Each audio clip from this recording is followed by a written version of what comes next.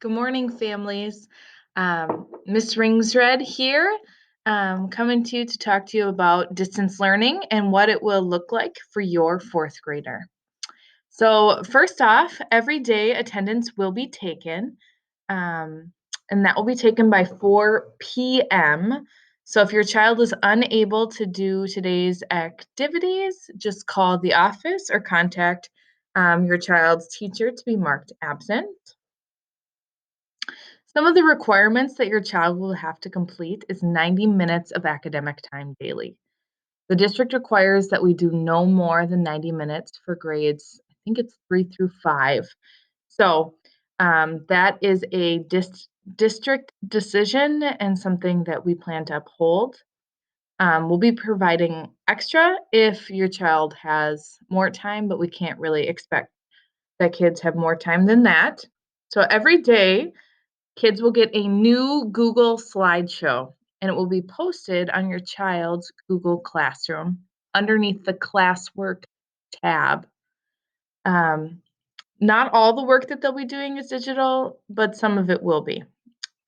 Work will be due after 2 days from the assigned time. If you check down here, this is kind of our layout of the times. So every day we'll start with a greeting or morning meeting somehow for kids to socially connect with each other. We're anticipating around 5 minutes for that. Reading will be somewhere around 50 minutes, math 20. Other will include things like science, social studies, or writing.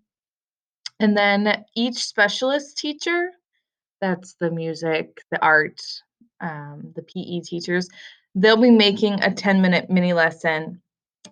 If you notice that each one of these little, underneath each one of those little tiles is an underlined part, it's linked to the slideshow. So, for example, if you come and you click on one of these, it will take you to slide 5 to show you that. So I just wanted to kind of flip through some of the expectation. For the greeting, I'll typically have some kind of message right here and a link to a website called Flipgrid. Students will be recording some kind of social interaction there. From there, kids will go on to reading. Typically, there'll be some kind of videoed mini lesson where kids can watch me teach the skill. And then typically, there'll be an activity to go along with it, some kind of check-in for me. And lastly, we are requiring that kids read to self for 30 minutes a day. And they can read digitally, they can read magazines or newspapers, comics, any books that you have around the house. Or hopefully they brought some books from school. They can finish up. On Monday for math, we'll be expecting just 20 minutes. Um, Typically, this is kind of a little bit of an atypical day, but there'll be a videoed mini lesson and then some kind of check of that understanding. For Monday, the only requirements are extra math and IXL, and 10 minutes spent on each. If you have trouble logging in, please contact me via email. Another thing for Monday, we have an experiment, and so they'll watch a video of me and maybe give it a try themselves.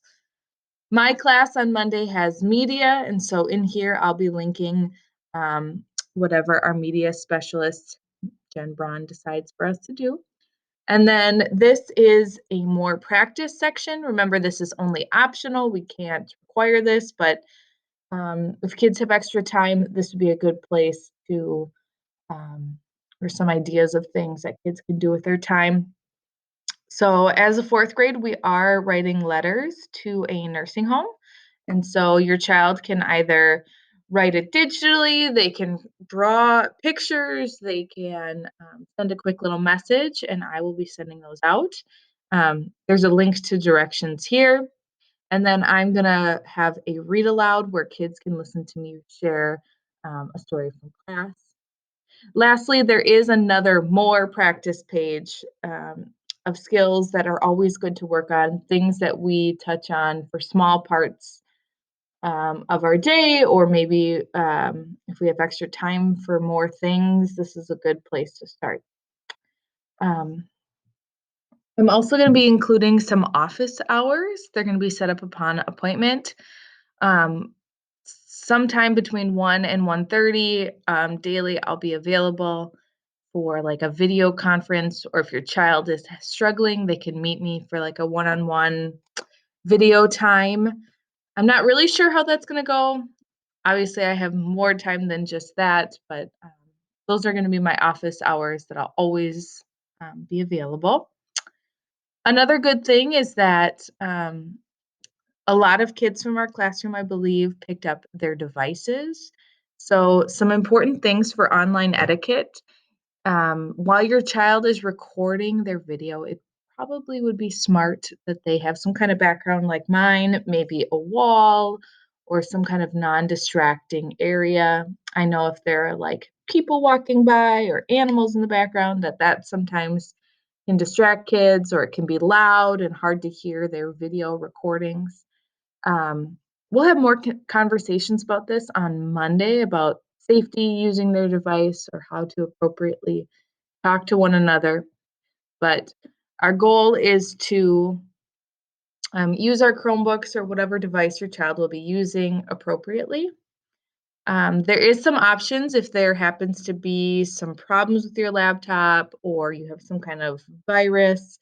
If you notice right down below, you can take them to the CEC, or you can contact Sean Brandt or the help desk. They'll be able to help you. Lastly, I just want to say that we're in this together, and I appreciate all your support and patience with me. This is a wild time. I never imagined teaching through a screen. So I'm really looking forward to seeing your kids and connecting with them online. If you have questions, please reach out via email. And that's all. Thank you.